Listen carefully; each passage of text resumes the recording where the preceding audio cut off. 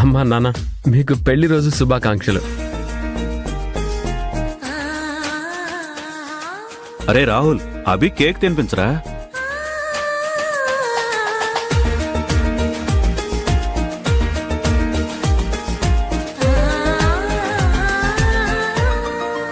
జరిగిందాన్ని తలుచుకుంటూ నువ్వేం బాధపడకబి. ఒక్కోసారి మనకి చెడు చేద్దాం అనుకుని ఎవరైనా అనుకున్నా కాలం మనకి మంచి చేస్తూ ఉంటుంది. ఆ కనిష్క నీపై నిందలు మోపి నీ క్లినిక్ ని మూయించాలనుకుంది. కానీ ఇప్పటిదాకా జరిగిన పబ్లిసిటీ ఈ ఒక్క ఇన్సిడెంట్ తో జరిగిపోయింది. ఇక ముందు నీ బిజినెస్ డెవలప్ అవుతూనే ఉంటుంది, కానీ వెనక్కి వెళ్ళదు.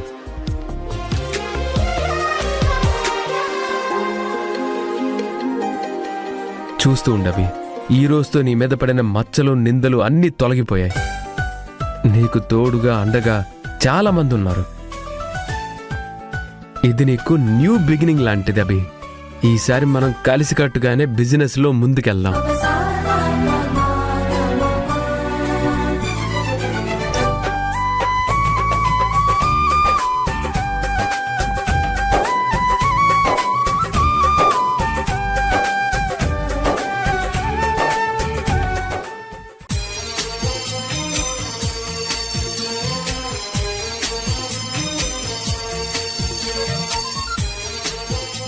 ఇన్నాళ్ళు పరోక్షంగా ఇచ్చిన మీ సపోర్ట్ ఇక నుండి నాకు నేరుగా పొందే అవకాశం వస్తే నాకు అంతకంటే ఇంకేం కావాలి రాహుల్ బాబు.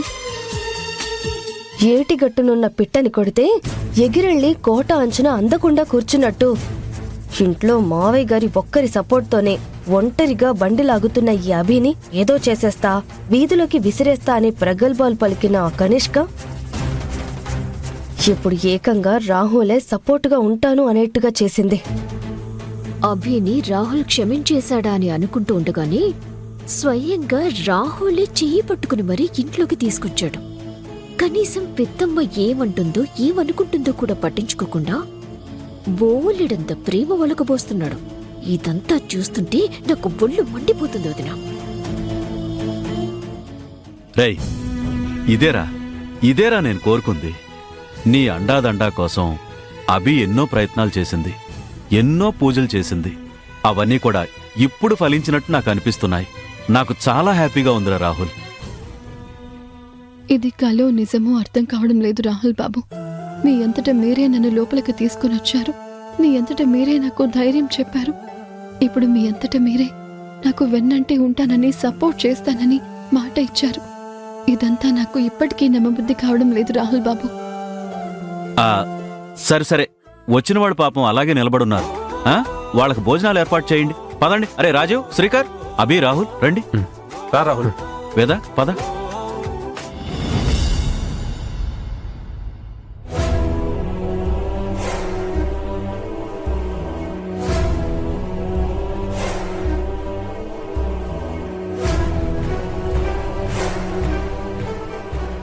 ఎవరి కోసం, ఎందుకోసం నువ్వు నీ మంచి పనులు ఆపద్దబి.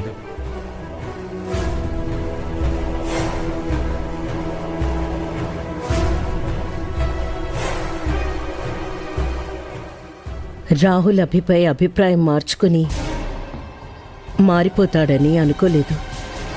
అభి మంచితనం గురించి వాళ్ళు వీళ్ళు చెప్తుంటే విని రాహుల్ మారిపోయాడా? అభి నిజంగా మంచి మనసున్న అమ్మాయినా? తన మంచి గుణం చూసే కదా రాహుల్కిచ్చి పెళ్లి చేశాను. కానీ ఇప్పుడు నేనే అసహ్యించుకుంటున్నాను. రాహులే తనకు అండగా ఉంటానంటూ మాట ఇస్తూ ఉంటే నేనింకా మొండి పట్టుదలకి పోవడం మంచిది కాదేమో. అందరూ అభిని పొగుడుతూ ఉంటే నేను మాత్రం అభిని తిడుతూ దూరం అవడం ఎందుకు?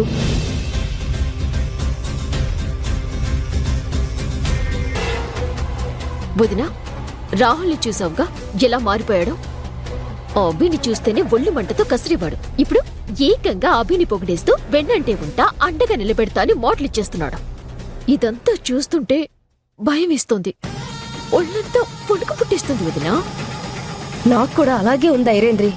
అయినా మొరిగే కుక్కని కాపలాగా పెడితే చుట్టాల్ని కూడా చచ్చేలా కొరికింది అన్నట్టు ఇప్పుడున్న పరిస్థితుల్లో ఈ అభిక్ గాని ఇంటి పెత్తనం అప్పగిస్తే మనకి గుండు కొట్టేయడం ఖాయం. అలా జరగకుండా నువ్వే ఏదో ఒకటి చెయ్యాలి. ఆ కనిష్కని నమ్ముకొని మనం అన్యాయమైపోయేలా ఉన్నాం. ఇంక మన పథకాలు మనం వెయ్యక తప్పేలా లేదు వదినా. ఉన్న పుండుకి మందు రాస్తే కొత్త పుండు పుట్టినట్టు ఆ కనిష్క ఈ అభిని టార్గెట్ చేస్తే ఆ కనిష్కకే తిరిగి తగిలేలా ఉంది. ఇప్పటికే రాహుల్ అభిమాయలో పడి మారిపోయాడు. ఇంక మిగిలింది పెద్దమ్మే. పెద్దమ్మ కూడా మనసు మార్చుకోకముందే మనం చేయాల్సిన పని చెయ్యాలి. అవును ఐరేంద్రి, అత్తయ్య మాత్రం ఆ అభికి లొంగకూడదు. వెంటనే అత్తయ్య దగ్గరికి వెళ్ళి మనం చేయాల్సింది చేయడమే కరెక్ట్. పద. అత్తయ్య గారు. పెద్దమ్మా, పెద్దమ్మా! ఏదో పరధ్యానంగా ఉన్నట్టున్నారు. ఆ అభిని ఇంట్లోకి తీసుకొచ్చినందుకు కోపంగా ఆలోచిస్తున్నారా? అందరూ ఒప్పుకొని తీసుకొచ్చారు కదా. రాహులే చేయి పట్టి మరీ తీసుకొచ్చాడు కదా. ఇంకెందుకు నేను మాత్రం పంతం పట్టుకొని కూర్చుంటాను?